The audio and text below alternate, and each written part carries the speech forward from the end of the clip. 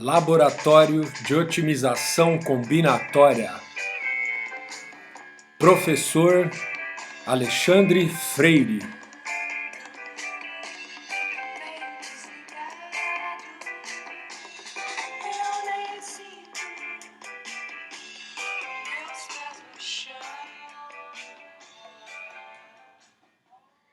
Olá, pessoal. E esses foram os Mutantes com a música Ando Meio Desligado. Então vamos lá. Espero que vocês não estejam desligados agora. Vamos ficar ligados na aula de hoje. Bom, o assunto principal da aula de hoje é o método Branch and Bound. Só que antes de falar do método em si, a gente vai falar um pouquinho sobre programação linear, um pouquinho mais, né, sobre programação linear. De leve, né? Uma pitadinha de leve.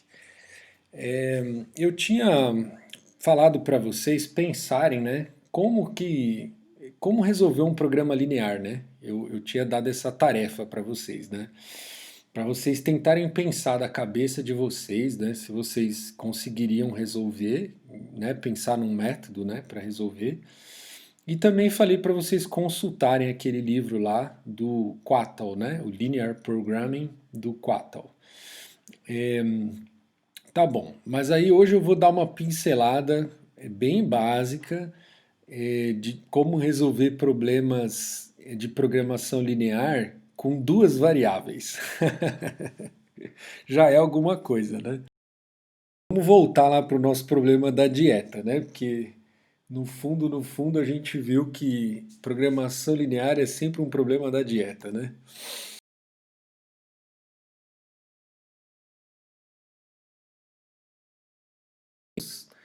E a gente vai associar variáveis, então o x vai ser o arroz e o y vai ser o feijão, tá bom? Então a variável x, né, a interpretação dela vai ser quantas porções de arroz eu vou escolher lá vou colocar no meu prato lá no self-service. Vocês lembram do programa da dieta, né? Não vou contar de novo do começo, mas eu vou falar mais ou menos aqui, acho que vocês vão lembrar. E aí a interpretação da variável y vai ser então quantas porções de feijão eu vou colocar lá no meu prato, tá bom? No self-service. E esse self-service só tem arroz e feijão, tá bom? Porque assim, como a gente vai ver o método gráfico agora, né?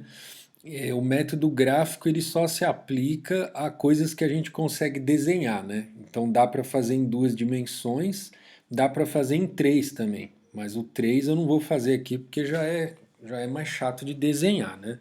Então vou fazer com duas dimensões só. Mas aí a adaptação para três dimensões é bem natural. Bom, aí vocês lembram lá que no problema da dieta, é, a gente tinha ido, né, no nutricionista e ele tinha falado que aqui, ó, nessa instância, né, é, então a gente consumir 26 de carboidrato. Ah, 26 o quê? Sei lá, 26 gramas, aí você vê aí qual é a unidade de medida que você vai usar, tá bom? Então 26 de carboidrato. Isso pensando numa refeição, tá? Que agora a gente tá. Vamos pensar que ele falou que essa é a quantidade de carboidrato no almoço que você vai consumir. Então, pelo menos 26 de carboidrato. Depois, pelo menos 72 de proteína. Então, parece que é uma dieta low carb, né? O cara come mais proteína do que carboidrato. A dieta low carb. Aí eu chutei uma coisa a mais aqui, coloquei ferro, 15 de ferro, tá bom? Chutei um nutriente aí a mais, uma vitamina, né? No caso. Certo? Então o nutricionista me falou isso, ó, pelo menos 15 de ferro, 72 de proteína, 26 de carboidrato. Aí eu consultei a tabela lá que ele me deu também, que ele falou que uma porção de arroz vai ter 13 de carboidrato, 9 de proteína, não sei que arroz é esse, deve ser um arroz aí turbinado, né, que tem mais proteína que o feijão, né? E tem um de ferro, tá bom? Nem sei se arroz tem ferro mesmo, eu coloquei aqui. Na vida real, né? Não, não sei se na vida real tem, mas aqui no nosso exemplo tem. E aí a porção do arroz custa 10. Pode ser 10 centavos, 10 reais, 10 dólares, 10 alguma coisa, tá bom? Então a porção custa 10 e aí ele vai ter essas quantidades aqui de cada um dos nutrientes.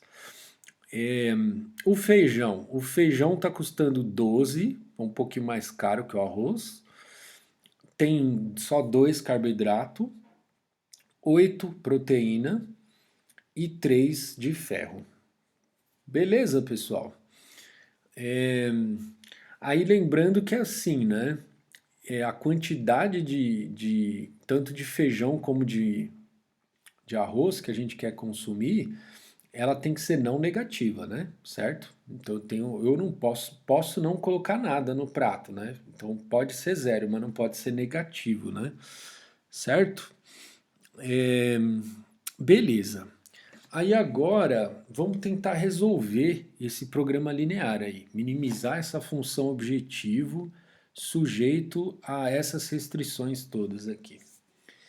E vamos usar esse método gráfico para fazer isso. Então, primeira coisa, vocês têm que lembrar lá daquele negócio de equação da reta, né? Eu espero que vocês lembrem disso. E se quem não lembrar, dá uma olhada rápida por aí na internet, tá? É coisa simples. Que a equação da reta, assim, olhando eixo x, eixo y, né? Ela vai ter lá é um coeficiente, vou chamar de a, a vezes x, mais aí um outro coeficiente b vezes y, mais uma certa constante c é igual a zero, tá bom? Essa é a equação da reta, tá bom?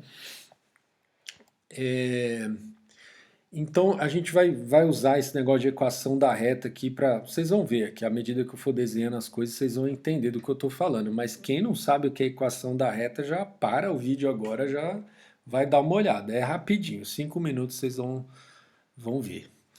É, beleza. Agora, então vamos desenhar primeiro as restrições de não negatividade, né?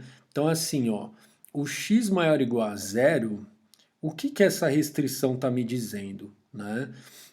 Como que eu desenho essa restrição? Eu vou desenhar essa reta aqui, ó, que ela está dizendo com essa setinha para cima. Que aí o que que essa reta está me dizendo, né? Com essa setinha para cima?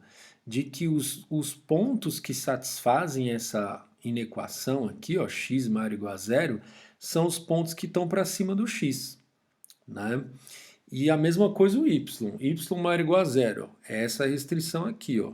Então eu vou colocar essa reta aqui com a setinha para a direita, ou seja, os pontos que satisfazem essa inequação são os que estão à direita dessa reta aqui, beleza? Então o que que essas duas inequações elas estão me falando? Que por enquanto, tá? Se eu considerar só essas duas restrições, as soluções viáveis que eu tenho são as que estão nesse primeiro quadrante, né, que a gente chama lá do plano cartesiano, tá bom? Que são os pontos em que o x e o y são não negativos. Então é toda essa região amarela aqui, tá bom? É claro que ela cresce aqui infinitamente para cima e infinitamente para a direita, né? Eu estou desenhando só até o 15 aqui, né? Certo? Então, por enquanto, essa é a região viável aqui que eu tenho, tá? Todos os pontos que. A região viável que eu estou chamando são os pontos que satisfazem todas as inequações que eu coloquei. Todas as inequações que eu coloquei aqui até agora, tá bom? Só coloquei as de não negatividade. Dá um bico na minha água aqui. Beleza. Agora vamos para a inequação aqui do carboidrato, que é essa aqui, ó. 13x mais 2y maior ou igual a 26. Aí o que que acontece, pessoal? para você saber assim como desenhar, né? Como é que eu vou desenhar? Como é que eu sei que essa inequação aqui corresponde a essa reta aqui, ó? O que que você pode fazer, né? Você pode pegar um ponto aqui, você precisa de dois pontos, né? Dois pontos quaisquer aqui, distintos, né? E aí você passa a reta por esses dois pontos. Então, por exemplo, vamos pegar aqui os pontos que são fáceis aqui, ó. Esse ponto aqui, ó, que é o x igual a 2 e o y igual a zero, né? Então, quando o x mas aí, peraí, desculpa. Ah, não, tá. Eu tô vacilando aqui. Eu tava confundindo. Uma coisa é, eu não sei a inequação, né? Se eu não soubesse qual era a inequação, eu teria que pegar os dois pontos e calcular. É, mas na verdade o que eu quero fazer é outra coisa, né? Eu tenho a inequação, então aí eu tenho que fazer o quê? Eu descubro dois pontos diferentes que satisfazem essa inequação, só que com igualdade, tá bom? Porque essa reta, a reta que está aqui, ó, é isso aqui com igualdade, tá bom? Então vamos ver com igualdade aqui, ó. Então vamos dar, já deu uma pista aqui, né? Se eu colocasse 2 no x, 2 vezes 13 vai dar 26, certo? Então, para isso aqui bater com igualdade, eu tenho que pôr zero no y, certo? Então, vamos voltar aqui, ó. Finge que você não viu aqui a reta, né? Então, eu quero desenhar a reta dessa inequação aqui, tá bom. Então, imagina aqui, ó, 2, por exemplo, 2 no x e zero no y, para dar com igualdade. Então, deu. Vamos zerar primeiro um, vai. Então, vamos escolher um para zerar. O y nós vamos zerar. Então, dado que eu zerei o y, aí eu obviamente eu sei que eu vou colocar 2 no x, certo? Aí bateu com igualdade. Então eu sei que esse ponto aqui, ó, 2 no x e 0 no y, é um ponto que vai estar na reta correspondente a essa equação, tá? Vamos olhar aqui agora como se fosse uma equação, que seria a equação dessa reta aí, que a gente não sabe ainda qual é. Por enquanto a gente só descobriu um ponto. Agora, se a gente colocasse zero no x, né? Colocando zero no x, eu teria, para bater isso aqui com igualdade, eu teria que colocar 13 no y, certo? Então, 13 no y, para ficar zero no x, tá bom? Então, aí sim, aí eu passo a reta entre esses dois pontos, ó. Escolhi esse ponto e esse, passo a reta. Qualquer ponto em cima dessa reta aqui, ó, vai satisfazer isso aqui com igualdade, tá bom? Porque essa então é a equação da reta. Se eu colocasse aqui um igual aqui, seria a equação dessa reta aqui, ó. Então, todo ponto lá nessa reta vai ter que satisfazer essa equação. Tá bom? E aí a gente, para você saber, né, se a setinha é para a direita ou para a esquerda, né, porque essa setinha ela vai indicar quais são os pontos que satisfazem essa inequação, né? Aí você vê, né, você pega um ponto aqui, ó, que está à direita dessa reta e vê se esse ponto satisfaz a inequação, né? Sei lá, por exemplo, vamos pegar esse ponto aqui, ó, x3 e y2. Então, x3 é 3 vezes 13 vai dar 39, mais 4, né, que é 2 vezes 2, mais 4, então vai dar 43. É maior ou igual a 26? É. Então os que estão desse lado aqui são os pontos que satisfazem a inequação, tá bom? Então os que estão com igualdade satisfazem em cima e os que vai satisfazer isso aqui com maior estrito, né, vão estar para a direita dessa reta, tá bom? Então agora, ó, a região viável que eu tenho até agora, olhando só para as restrições de não negatividade e para a restrição do carboidrato, a região viável que eu tenho agora é essa aqui, ó. Todos esses são os pontos viáveis, são os que satisfazem essas inequações todas, tá bom? Agora vamos pegar a da proteína, tá bom? Então você vai fazer a mesma coisa, você vai falar assim, ó, eu vou fazer de cabeça aqui, vamos ver se eu acerto, né? Vamos zerar o y. Então, para zerar o y, eu sou ruim de conta e vou passar vergonha aqui. Teria que dar 70. Eu vou olhar, eu vou roubar, vai. Deixa eu olhar aqui, ó. Tá. Finge que você não viu. Tá bom. Então, se eu zerar o y, vai dar 8, certo? 7 vezes 9 vezes 8, 72, né? Então, se eu zerar o y, eu tenho que pôr 8 aqui no x. Aí eu vou ter esse ponto aqui, ó. 8x, 0 no y. Aí eu tenho que descobrir qual é o outro ponto. Então, eu vou zerar agora o x. Se eu zerar o x, para isso aqui bater com igualdade, eu vou ter que pôr 9 aqui no y, né? Então, vai ser aqui, ó, 9, 0. Então, esse ponto e esse ponto. Aí eu passo a reta aqui entre esses dois pontos, ó. Tá bom? Então, essa reta corresponde a essa equação, né? Vamos olhar isso aqui agora como equação.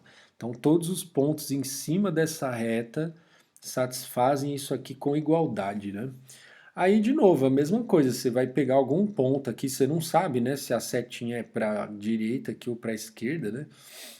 Aí você vai pegar algum ponto que está aqui à direita, se ele satisfizer isso aqui, então é porque os que estão à direita satisfazem e os que estão à esquerda não satisfazem, tá bom?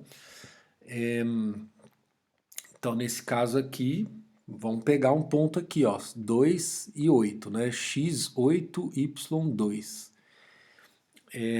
Então, 8 vezes 9 já deu 72, né? Aí mais 8 vezes 2, que é 16, somando isso aí vai dar maior ou igual a 72. Então, é isso. Os pontos à direita são os que satisfazem essa inequação. Então, agora, a região viável que eu tenho é essa aqui, certo? Porque ela precisa satisfazer todas as inequações, certo? É a mesma coisa que a gente falar que cada inequação dessa, eu tinha lá o plano cartesiano, tal, né, o plano todo, né, completo.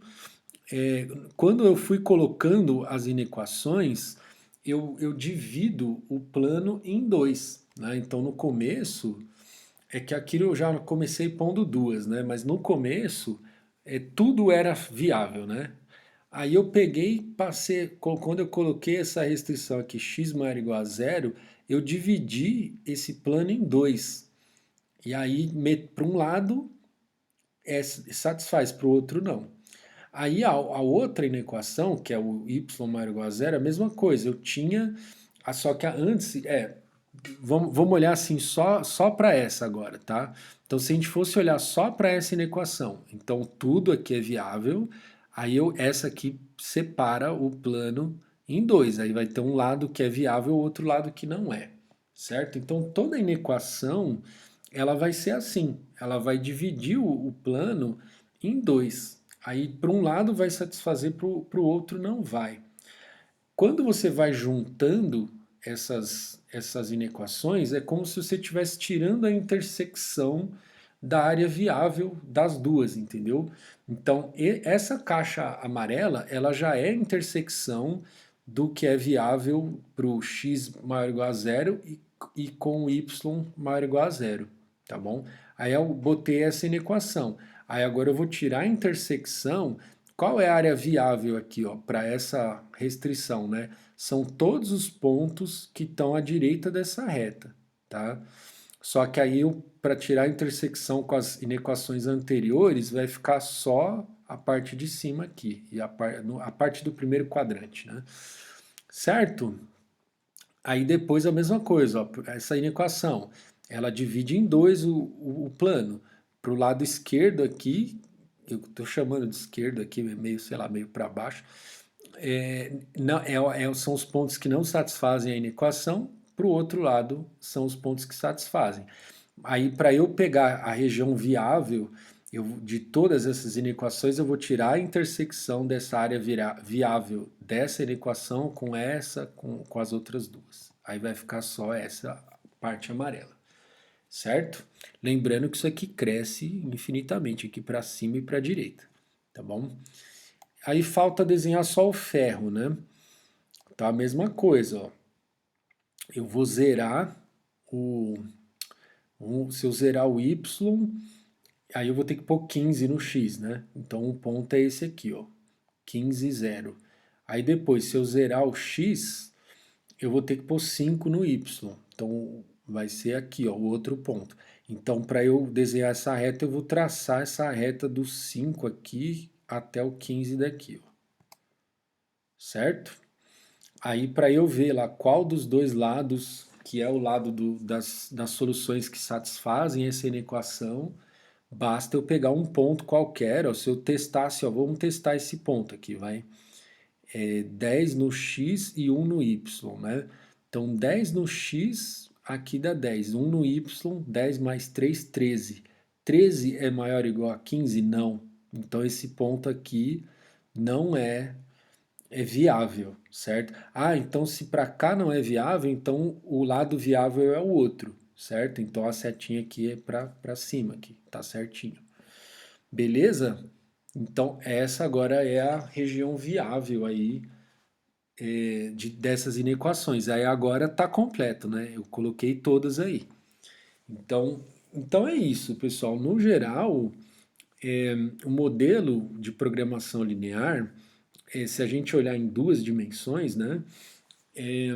Ele vai gerar um. A gente vai sempre chamar isso aqui genericamente de poliedro, tá? Não importa a dimensão, tá? Pode ser duas, pode ser três dimensões, pode ser 20 dimensões, que obviamente 20 dimensões a gente não desenha, né? Mas a gente sempre vai chamar isso de poliedro, tá bom? Então, o poliedro vai ser o conjunto de soluções viáveis aí que satisfaz todas as inequações do modelo, tá bom? Então, o modelo de programação linear ele sempre vai ter associado a ele um poliedro, beleza? É, aí, assim, tem aqueles casos, digamos assim, que na prática não vão ocorrer, que assim, o poliedro é vazio, né? Então, se o poliedro é vazio, significa que não tem solução viável, né? Ou então, o pessoal diz que o programa linear é inviável, tá bom? Isso aí a gente nunca vai ver isso aí na prática, tá bom? A não ser que casos especiais em que o teu problema lá você não sabe se ele tem ou não tem solução viável, né? Mas no geral, os problemas de otimização combinatória aí, na grande maioria das vezes é fácil ver que tem solução viável, tá bom? Beleza. Agora vamos ver a função objetivo, né? Vamos ver a função objetivo. Então a função objetivo é isso aqui, ó, 10x mais 2y. Aí o que que a gente faz? A gente vai desenhar, a gente chuta um valor, tá? Aqui eu estou falando agora desse método gráfico, tá? Como encontrar a solução ótima do programa linear através desse método gráfico. Então o que que você vai fazer? Você vai chutar um valor aqui para a tua função objetivo. No meu caso aqui eu chutei 180, tá? Então, então 180 seria o preço do prato aí que eu vou fazer, né? Então, se eu for pagar 180 pilas no prato, aí então eu vou ter que desenhar isso aqui agora como equação da reta, tá? Então vai ficar 10x mais 12y igual a 180, tá bom? Aí fazendo para essa equação da reta, a gente vai encontrar aqui, ó, qual é a linha dela, né? Qual é a reta dessa equação, tá bom? Mesma coisa, você vai lá, zera um dos dois, né? Então zerou o y. Aí para 10 vezes x ser igual a 180, o x precisaria ser 18, né? O 18 não está aqui, ó, na reta, né? Então se você descer aqui, ó, essa reta bateria no 18, tá bom? Nesse caso aqui, ó, é que para eu calcular isso aqui, eu acabei pegando outro ponto aqui, que não zerando aqui do jeito que eu estou falando. Mas, enfim, se você fizesse assim, então ia bater aqui no 18. Aí depois, zerando o x, 12, aí o y ficaria 180 dividido por 12. Aí acho que não vai dar inteiro, né? Aí o número não vai dar inteiro, mas é onde ele vai bater ali em cima, tá bom? Eu tinha calculado com esses pontos aqui que são inteiros, ó, tá? Mas enfim, aí você vai encontrar então uma reta. Essa reta, ela tá dentro do teu poliedro, né? Eu poderia ter dado um chute aqui tão errado, né, que ele poderia estar fora do meu poliedro, né? Obviamente que eu, né, escolhi aqui um exemplo para chutar dentro do poliedro, né? Mas se você chutasse para fora, você ia ter que chutar outro ponto, ou outro valor aqui, ó. De um jeito ou de outro, tá? Mesmo aqui também eu chutei eu fiz de propósito aqui para cair dentro, mas eu vou ter que chutar outro agora. Vocês vão entender por quê. Então eu vou dar um outro chute agora. É, lembrando assim, tá, pessoal? Isso aqui é um método gráfico, tal, é um jeito mais várzea, vamos dizer assim, de resolver o problema, tá? É claro que nenhum algoritmo vai usar isso aqui, tá? Isso aqui é só para você resolver na mão mesmo, né? Quando você estiver lá no self-service, na fila, na fila do self-service, você vai fazendo o teu rascunho aqui. Bom, a gente está querendo minimizar, certo? Então vamos chutar um valor menor do que 180, tá? Aí eu chutei 120, ó. Aí você vai desenhar a reta com 120, porque aí isso aqui vai dar uma outra equação de reta, né? A reta ela vai ser perpendicular a essa aqui, né? Quando você muda só esse coeficiente, né? A reta vai ser perpendicular. E aí ela vai estar para algum lado aqui, né? Ou ela vai estar mais para baixo ou mais para cima dessa reta, né? Certo? Antes de desenhar, geralmente a gente não vai saber, né? Então você chuta lá o valor para ver, né? Você quer minimizar, então chuta um menor do que 180 para ver para onde essa reta vai se deslocar, tá bom? Se você deu esse segundo chute, aí você vai descobrir qual é a direção da função objetivo, tá bom? Então eu sei, ó, que ela nessa direção aqui, ó, ela vai diminuindo, certo? E essa reta agora, todos os valores que eu chutar, tá? É, ela vai ser perpendicular aqui, ó, tá bom? Então, quanto mais eu aumentar esse valor, a reta vai estar desenhada mais para cima aqui. Quanto mais eu diminuir, a reta vai estar desenhada mais para baixo. Se você tivesse chutado uma reta que ela tivesse aqui, ó, você ia ter que chutar um valor mais alto para deslocá-la mais para cima, até ela cair aqui dentro do poliedro, né? Aí você vai entender para qual direção que, que, que tá o ponto ótimo, né? Que é o que a gente quer encontrar, né? Então, para a gente entender assim, se eu quero minimizar e eu tô aqui, então consigo ainda me deslocar para cá, então eu tenho que, né, me deslocar para cá para encontrar o ótimo, tá bom? É assim, né? Nunca é demais dizer que assim, né? É óbvio, né? Que assim, todos os pontos que estão em cima dessa reta aqui, ó, eles valem 180 na função objetivo, tá? Então, todos os pontos aqui, ó, cada ponto de dentro do meu poliedro, ele vai ter um valor na função objetivo, certo? Os que estão em cima dessa reta aqui, ó, todos eles, o valor deles da função objetivo é 180, né? Porque a minha função objetivo é 10x mais 12y, certo? E aí eu igualando isso a 180 na equação da reta, eu tenho essa reta. Então, todos os pontos dessa reta aqui vão ter valor 180 na função objetivo, tá bom? Aí os pontos que estão para cima aqui, ó, dessa reta, eles vão ter um valor maior do que 180 na função objetivo. E os que estão para baixo vão ter um valor menor do que 180 na função objetivo. Bom, se eu quero minimizar, então, né, eu tenho que encontrar alguma coisa aqui para baixo, certo? Beleza. Aí agora eu já estou terminando aqui, ó, porque eu quero encontrar o ponto ótimo, né? Então imagina que você vai pegar essa reta, ó, você vai deslocá-la nessa direção, vai deslocar, até não poder mais, né? Até ela bater, ó, o último ponto onde você vai conseguir deslocar essa reta e ela ter algum ponto dela ainda dentro do teu poliedro, vai ser nessa pontinha aqui, ó. Concorda comigo? Imagina aí, ó, que você está empurrando essa reta, ó. Ela vai vindo até ela bater. Esse pontinho aqui vai ser o último lugar do poliedro que você ainda consegue tocar com uma reta perpendicular aqui a essa, né? Aí vai dar algum outro valor aqui que a gente vai ter que descobrir, tá bom? É, aí você vai me perguntar, pô, a fila lá do a fila do self-service não demora tanto, né? Eu preciso encontrar logo esse valor, né? Eu não vou ficar chutando aqui, vou chutar 110, aí sei lá, passa para baixo, aí eu chuto outro valor. Não vou ficar chutando para sempre, tá? Se eu chutei 2 aqui já é suficiente, que eu já entendi para qual direção que eu tenho que ir. Aí, ó, olhando, por isso que é o método gráfico, que você vai olhar para as coisas também, ó.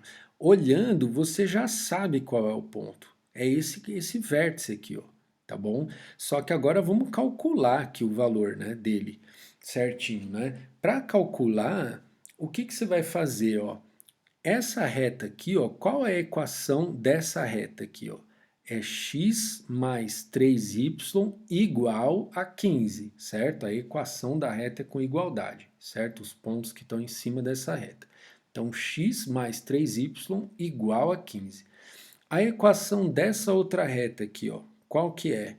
9x mais 8y igual a 72. Ou seja, esse ponto que eu estou querendo aqui, ó, ele está nas duas retas, certo? Ele está em cima, ele satisfaz essas duas equações aqui, ó, tá? Então o que que eu faço? Eu tenho um sistema com duas equações e eu vou descobrir os valores do x e do y, que satisfaz as duas, tá bom? Então você faz a continha aí, tá? Né? Vocês sabem lá resolver sistema de equações, né? Com duas variáveis aqui, ó. Então, aqui no caso, ó, é x mais 3y igual a 15. Eu acho que eu multipliquei essa equação aqui por 9, por menos 9, né? Então, multiplicando isso aqui por menos 9, vai dar menos 9x, aí esse menos 9x eu corto com esse 9x aqui, né? Aí, então, menos 9 vezes 3 vai dar menos 27.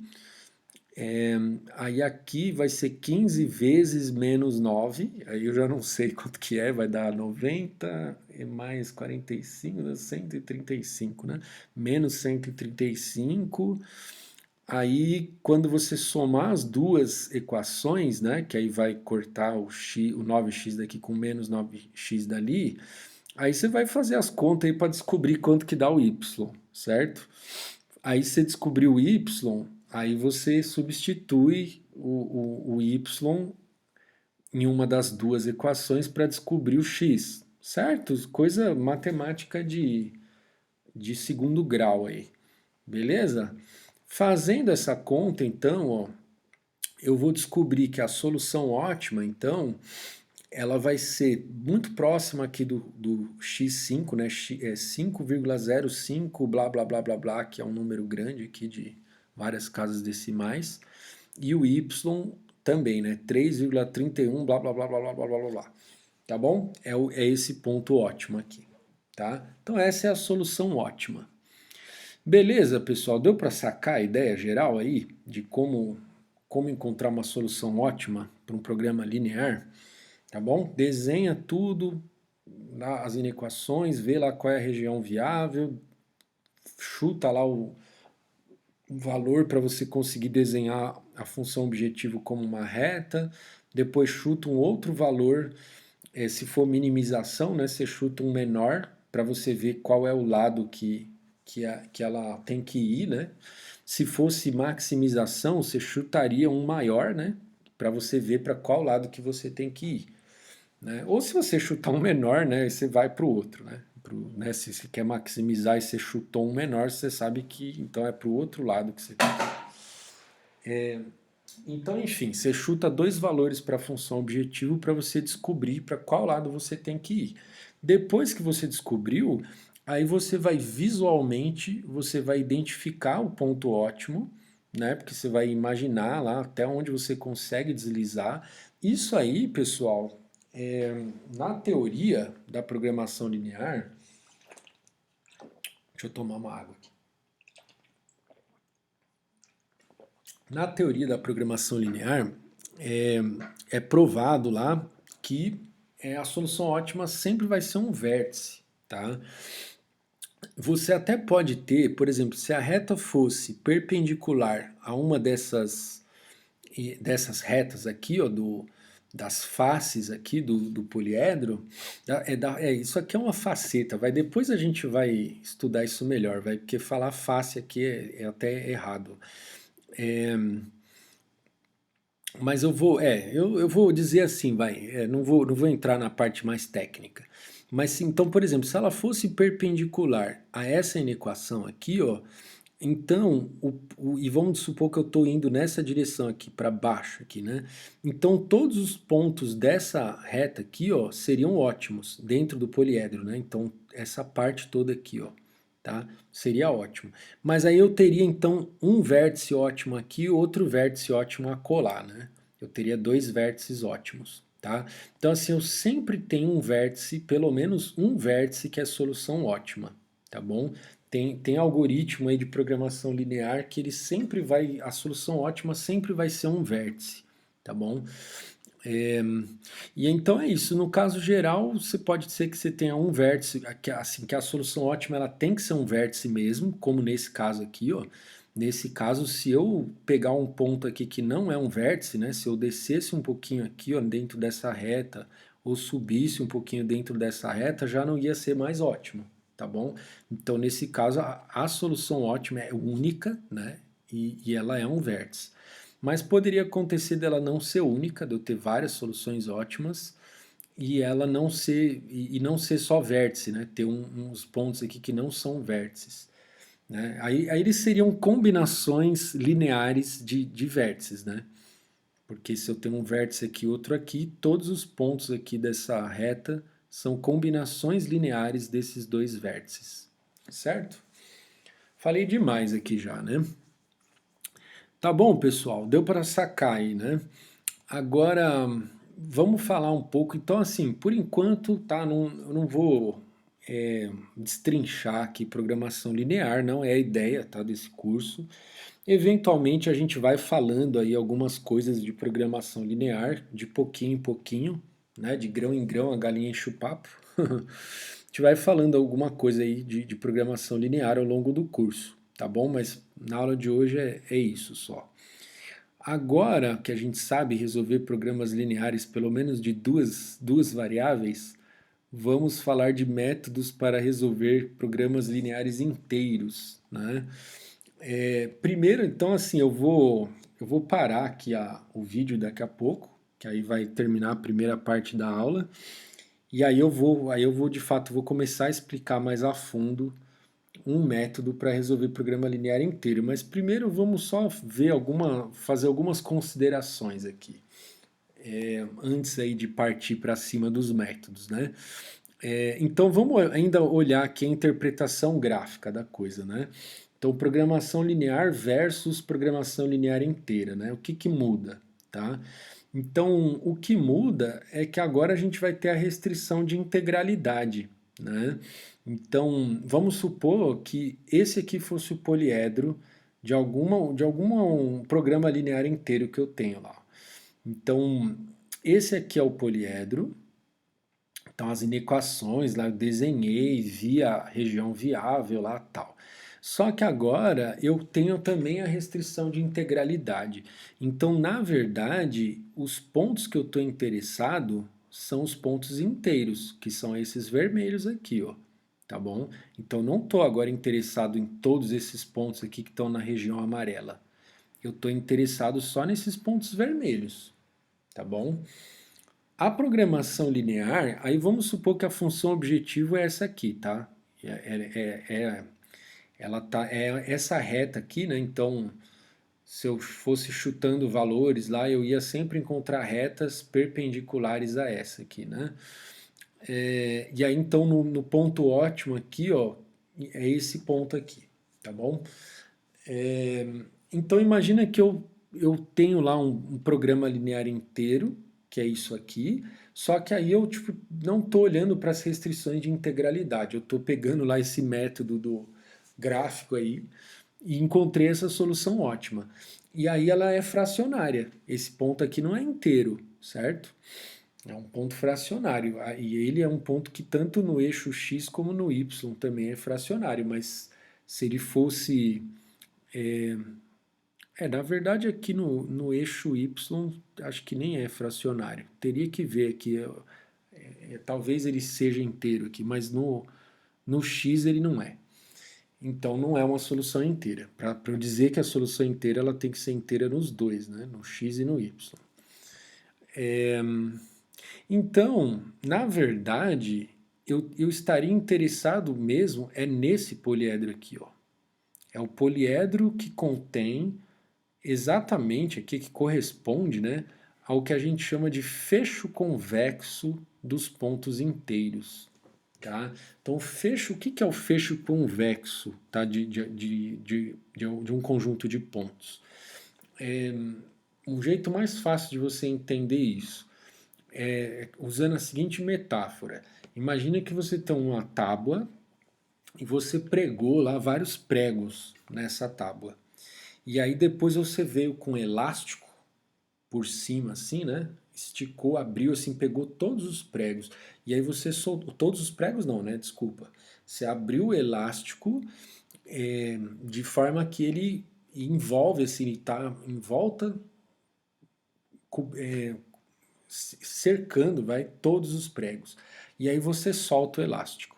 A hora que você solta o elástico, aonde que ele vai pegar? Ele vai pegar em alguns pregos, né?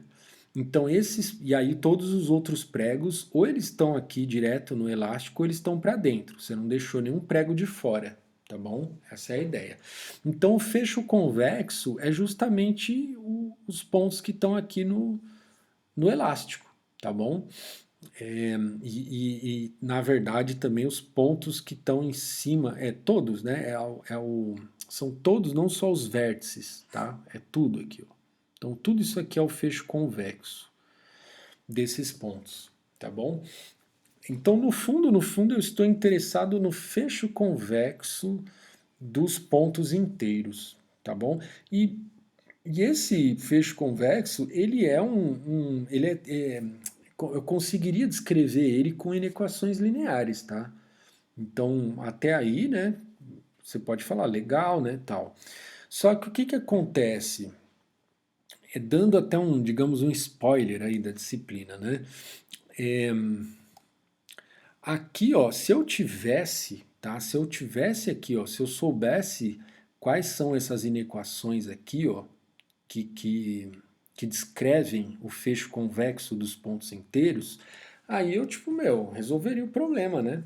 Aqui no caso do nosso método gráfico aqui, ó, iria me dizer que a solução ótima é esse vértice aqui, ó, certo? É uma reta perpendicular a essa né, que vai mais aqui nessa direção. Eu tô assumindo aqui que a direção estava indo para cima aqui, né? Porque essa aqui é a solução ótima.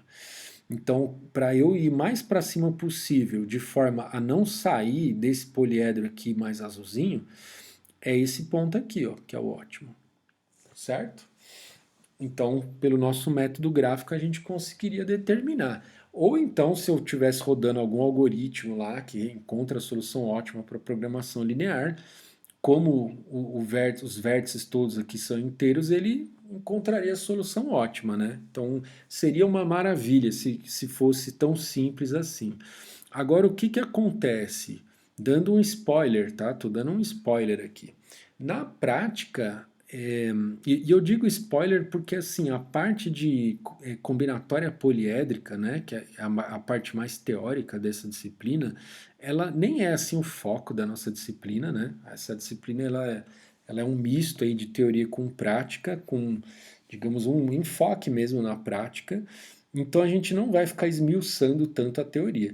E a parte de combinatória poliédrica tem uma teoria mais, sabe, trabalhosa de entender, tá bom? Então, quando a gente for estudar, mas a gente vai ver um pouco dessas coisas aí no curso. Aí a gente vai ver que, assim, no geral, a gente nunca vai conseguir encontrar as inequações que descrevem o fecho convexo do problema que a gente está interessado. Isso nunca vai acontecer, entendeu? Pelo menos não nos problemas difíceis, né? Que é os que a gente está mais interessado, né? Nos problemas difíceis isso nunca acontece. Você nunca vai ter uma descrição completa do fecho convexo, tá bom? Bota esse nunca entre aspas aí, tá? Porque, enfim, é muito difícil dizer que nunca vai acontecer alguma coisa, mas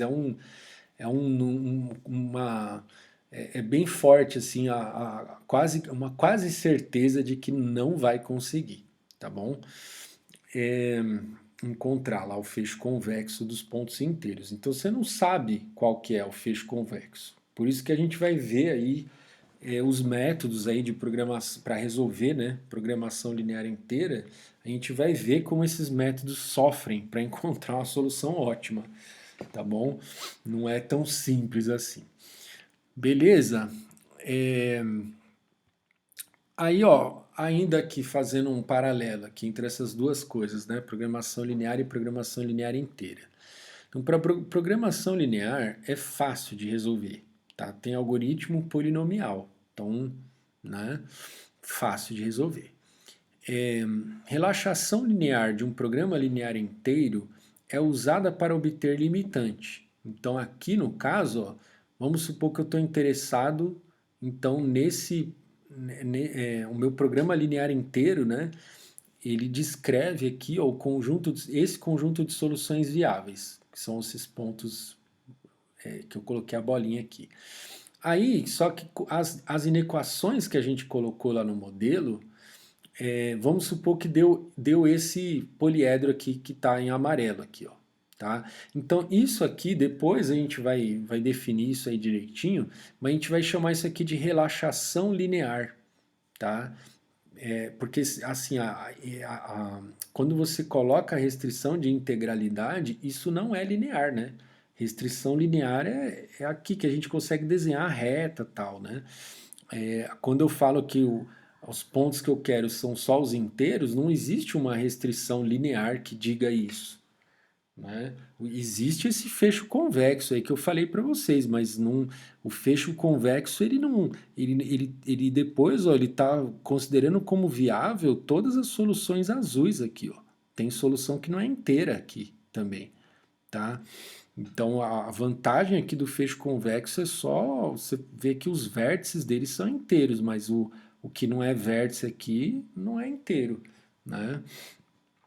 Tem outros pontos aqui dele que não são inteiros. E aí, ou seja, você não existe uma inequação linear que você consiga, né, não existe uma forma, né, de você, só com inequações lineares, você conseguir descrever só esses pontos inteiros aqui, sem nem ter nenhum ponto fracionário, né? Tá bom? Então, geralmente o que a gente vai fazer é assim, quando a gente for olhar o nosso modelo de programação linear inteira e remover as restrições de integralidade, o que vai sobrar vai ser um programa linear. E aí esse programa linear, em geral, ele não vai ser o fecho convexo daqueles pontos inteiros, tá bom? Então é como se o nosso problema lá, ele tivesse essas soluções aqui, aí a gente fez esse modelo aqui para ele, ó. Até que é um modelo bom, né? Um modelo que está bem perto aqui do que é o que seria que o fecho convexo dos pontos inteiros, tá bom? Depois a gente também vai discutir isso no curso aí, o que é um bom modelo, tá bom? A gente vai aprender a avaliar um modelo do ponto de vista de ele está perto ou não está do fecho convexo, né? Beleza. Então, assim, né, a programação linear, por que ela vai ser importante para a gente? Né, quando a gente quer resolver um programa linear inteiro. Porque a gente vai usar o que a gente vai chamar aí de relaxação linear. E aí a relaxação linear vai ser justamente um programa linear que a gente vai usar vai resolver como uma etapa do nosso processo de resolução do programa linear inteiro, tá bom? Aqui, ó, você pode ver que assim, né? essa função objetivo, ela é uma função objetivo de maximização, certo? Dá para perceber aqui, né, pela direção dela, que ela é uma função de maximização. É, então, na relaxação, é, esse ponto verdinho, ele dá para ver aqui também, né, pelo deslocamento aqui da reta, que ele tem um valor maior do que o ponto laranja, tá bom? Então depois a gente vai ver isso aí com mais calma, mas sempre a relaxação, se for um problema de maximização, ela vai me dar um valor maior ou igual ao ótimo inteiro, tá bom? Por esse desenho aqui dá para perceber isso, né? Que ó, o ótimo do inteiro é esse laranja, o ótimo da relaxação linear é o verdinho, e ele está mais para cima aqui, ó, tá? Então ele vai ter um valor na função objetivo maior. Beleza?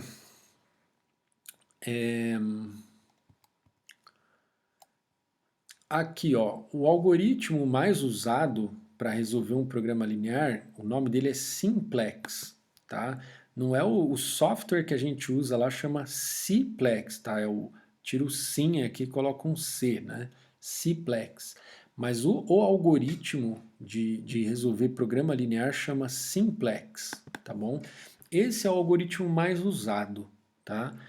Só que esse algoritmo ele é exponencial, tá? No pior caso, ele é exponencial. Porém, no caso médio, ele é polinomial, tá? Então, assim, você vai rodar o algoritmo para vários programas lineares lá diferentes e ele vai rodar rápido, tá? Eu diria que são os casos mais patológicos, assim, que vai rodar em tempo exponencial, tá bom? Então isso aí é tanto que, meu, vários solvers usam o método simplex, tá? Na implementação deles. Então é um algoritmo bem rápido, né, na prática.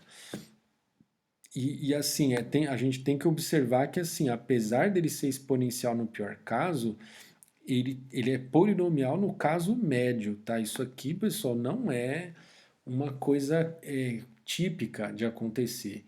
O que é mais típico é assim, problema difícil, você só tem algoritmo exponencial no pior caso e também não tem algoritmo de caso médio polinomial, entendeu? Caso médio polinomial é uma ótima notícia, né? Tá bom? Isso pensando em problema difícil, tá? Mas a programação linear não é difícil, tá? A programação linear é fácil. Eu só estou dizendo que o simplex é exponencial, tá bom? No pior caso, tá? Mas no caso médio, ele é polinomial. Então isso até já daria para desconfiar, né? Falar, mas se o caso médio é polinomial, então talvez esse problema não seja difícil, né? Eu pensaria assim, né? Só que esse problema ficou em aberto durante muito tempo, né? Assim, não se conhecia um algoritmo de pior caso polinomial para resolver programação linear. Depois acabaram encontrando, tá?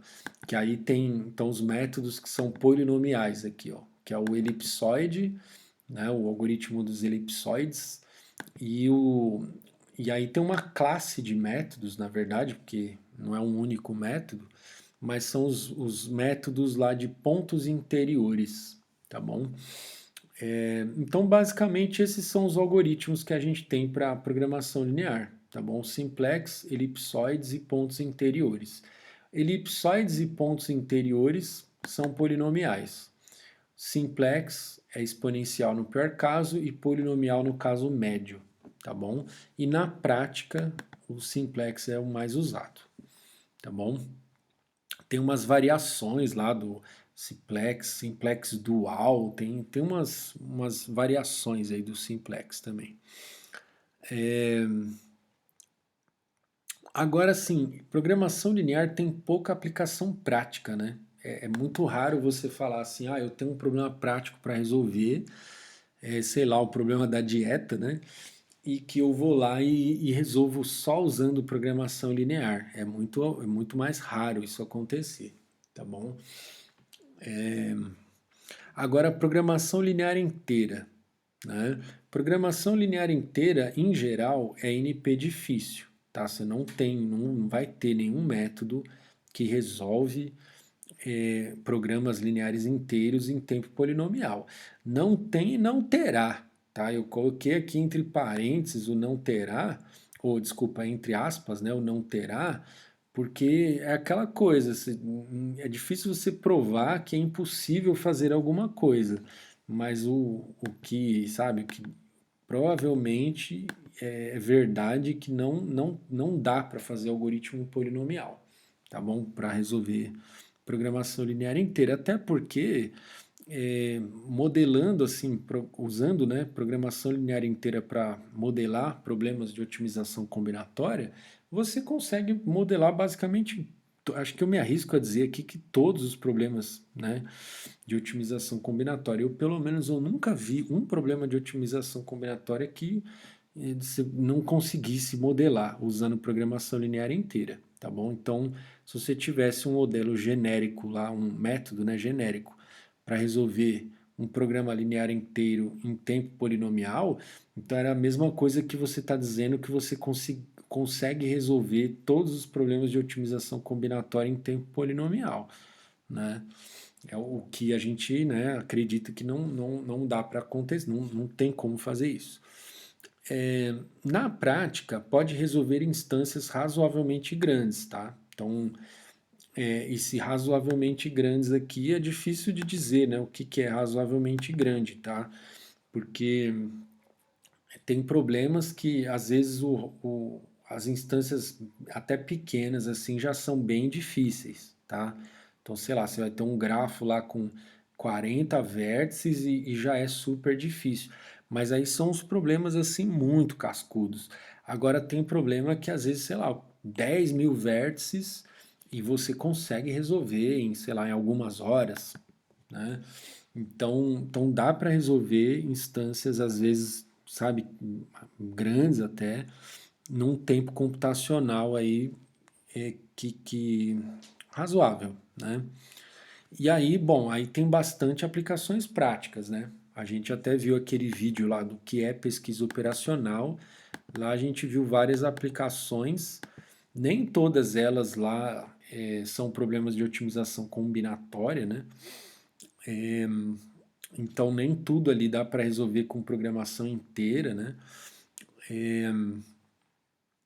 Mas assim, tem várias aplicações, tá? Então programação linear inteira tem muita aplicação prática.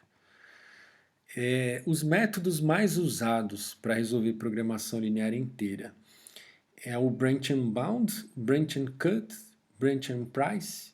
Tem o branch and cut and price também, que mistura esses últimos dois aqui. E tem outros também, tá? Eu estou citando assim os mais usados e mais conhecidos, tá bom? E, e são os que a gente vai estudar aqui no curso, pelo menos esses, né? Talvez a gente consiga estudar algo fora disso aqui também, mas pelo menos isso aqui vocês vão ver em mais detalhes e vão implementar, tá bom? Se tudo der certo aí, até o final do semestre. O Branch and Bound. O Branch and Bound é o que a gente vai ver hoje, tá? A gente vai ver na segunda parte aqui da aula, eu vou explicar aqui o método Branch and Bound. Mas aqui falando rapidamente, consiste basicamente em explorar a árvore de possibilidades. Então, a árvore de possibilidades é assim, né? Por exemplo, eu poderia escolher um alimento lá, arroz. Aí eu falo, uma possibilidade é que eu consuma pelo menos 3 porções de arroz. Então eu colocaria uma restrição, x maior ou igual a 3. Ou então, a outra possibilidade seria x menor ou igual a 3, né? Quer dizer, desculpa, x menor ou igual a 2, né? Vamos supor que agora a gente quisesse ter soluções inteiras só, né? Então você quebra o espaço de soluções em dois, né? Você fala, ó, o x, que é o arroz, ou é maior ou igual a 3, ou é menor ou igual a 2, certo? Aí você tem você quebrou em dois o espaço de soluções, né? Aí você, olhando, explorando um lado, você vai explorar todas as soluções em que o x é menor ou igual a 2. Aí você vai para um lado, né? Para o outro você vai olhar todas que o x é maior ou igual a 3, né? Então, sabe, aí com isso você vai olhando, explorando o que a gente vai dizer aí que é uma árvore de possibilidades, né? Aí você, né, fixou, vamos supor, se fixou para um lado lá, x menor ou igual a 3, menor ou igual a 2, né? Aí você fixa depois o y. Então, dado que o x é menor ou igual a 2, e o y? Ah, o y, sei lá, maior ou igual a 5, ou menor ou igual a 4. Aí, sabe, vai fixando as variáveis, restringindo, né, assim, o espaço de busca e vai meio que enumerando as possibilidades, tá bom? A gente vai ver isso aqui daqui a pouco. Só que aí é claro que se a gente for enumerar todas as possibilidades, o algoritmo seria terrível, né? Então a ideia do algoritmo é podar alguns desses galhos, digamos, dessa árvore, né? Então em algum momento ele vai olhar para um lugar assim e vai falar: não preciso mais descer aqui nessa árvore. E como que ele vai fazer isso? Através dos limitantes inferiores ou superiores que ele vai obtendo ao longo da execução, tá bom? Então ele fala assim, se eu fixar isso aqui como tal valor, aí a minha função objetivo lá já vai para o beleléu, então eu nem preciso testar daqui em diante. A gente vai olhar isso aqui com detalhe daqui a pouco. Trata-se de um algoritmo bastante genérico, não se aplica apenas à resolução de programas lineares inteiros, tá bom? Então, o branch and bound ele é usado em outros contextos também. Quando a gente usa branch and bound para resolver programa linear inteiro, é porque a gente vai usar a relaxação linear na hora de obter esses limitantes aqui, tá bom? Agora, dá para você fazer branch and bound de qualquer jeito lá, desde que você consiga obter os limitantes, tá bom? Daqui a pouco a gente vai entender melhor aqui que raio de limitante é esse, tá bom? Mas a ideia é que assim, eu só estou querendo pontuar aqui para vocês que branch and bound não é uma técnica só para resolver programa linear inteiro, tá bom? É uma técnica para resolver qualquer problema de otimização, tá? E ela depende de você conseguir obter os limitantes de algum jeito, tá bom? Aí no nosso caso aqui a gente vai usar programação linear para obter esses limitantes. É usado em combinação com outras técnicas específicas da área de programação linear inteira, tá bom? Então você pode ver que o nome aqui é branch, alguma coisa, branch, não sei o que lá. Então esses dois aqui são misturas do branch and bound com outras técnicas, né? Então vamos ver esse aqui, ó, branch and cut. O branch and cut ele mistura branch and bound com a técnica de geração de planos de corte para melhorar os limitantes. Aplica-se no caso em que o modelo tem muitas restrições, tá bom? Então isso aí a gente vai estudar mais para frente, tá bom? O que é um corte, né? O que é um plano de corte, o que é esse negócio de modelo com muitas restrições, né? Modelo é muitas mesmo, tá? Uma quantidade imensa de restrições. Depois tem o Branch and Price, que é mais ou menos a mesma coisa, só que em vez de gerar plano de corte, ele gera colunas, tá? E aí ele se aplica nos casos em que o modelo tem muitas variáveis, tá? Então tem modelos que têm muitas restrições. Muito aqui em computação, pessoal, é exponencial, tá bom?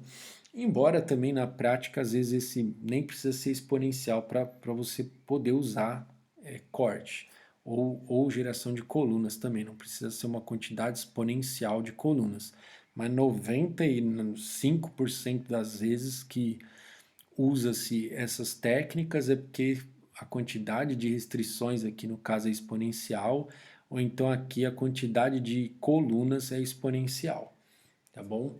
Mas aí a gente vai ver que como que isso aqui acontece, como que dá para resolver problemas de fato fazendo isso aqui. A gente vai ver que na prática a gente não precisa incluir todos esses cortes, nem todas essas colunas, tá bom? Apesar de definir lá um número exponencial, na prática a gente acaba não usando todos, tá? É, aí só uma observação aqui, ó, Branch and Price, muito mais difícil, não pus o muito aqui, mas eu falei, né? É muito mais difícil de implementar do que o Branch and Cut. Então já vão se preparando aí.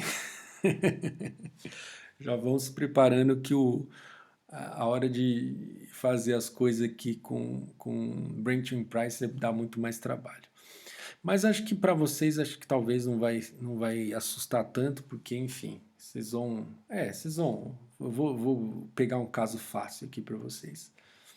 Tá bom? Fim aqui da primeira parte só, tá? Daqui a pouco a gente volta aí com a segunda parte da aula.